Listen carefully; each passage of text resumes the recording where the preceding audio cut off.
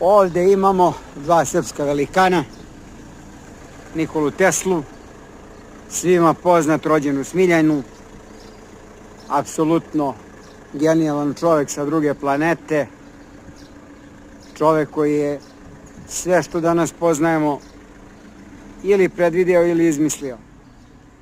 A šta imamo ovdje? Ovdje imamo još jednog srpskog velikana. Kažu nepismen čovjek. Ja ne bih baš rekao tako. Tvorac moderne Srbije, Miloš Veliki. Jedini koji ima pravo da bude veliki. Imamo Dušana koji je bio silni, ovaj nije silan, ali je veliki. Stvorio modernu Srbiju. Tako da, ovo je fantazija. Inače je rođen Gornje Dobrinja,